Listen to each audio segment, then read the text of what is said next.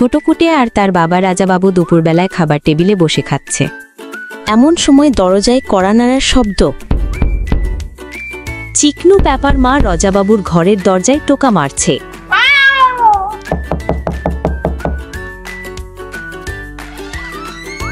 চিকুনু Papert মা রাজাবাবুর কাছে তার এবং তার সন্তানের জন্য খাবার চাইছে।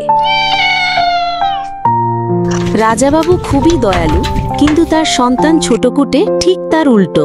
রাজাবাবু কিছু খাবার দিতে চায়, কিন্তু ছোটকুটে তাতে বাধা দিতে চায়। ছোটকুটে প্রচুর রাগ দেখায়।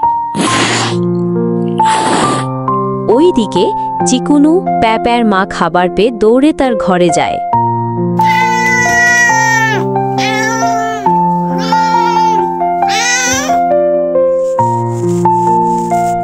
ছোটকুটে পুরো খাবার টেবিল তছনছ করে ফেললে, কিছু প্লেটও ভেঙে ফেলে।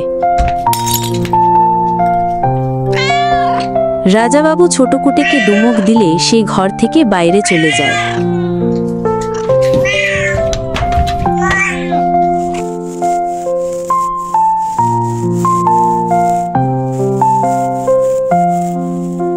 ছোটকুটে হাঁটে হাঁটে চিকনু প্যাপার মার ঘরে গিয়ে খাবারগুলো খেতে শুরু করে।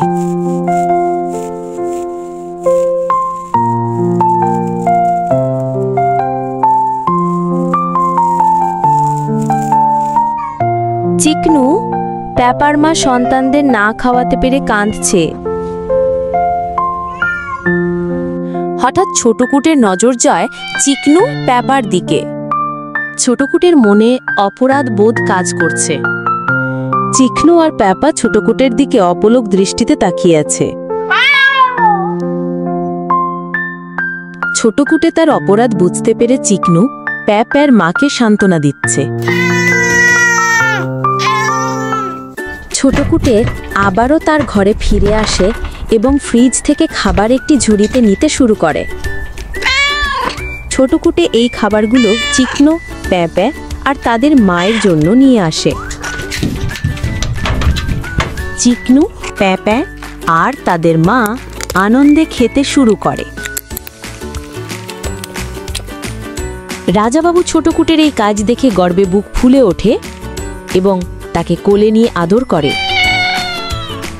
আমরা প্রতিদিন অনেক খাবার নষ্ট করে ফেলি, অথচ আমাদের চারপাশে অনেক মানুষ আছে যারা একবেলা খাবারের জন্য কত কষ্ট করে। তাই আমাদের উচিত খাবার অপচয় না করা।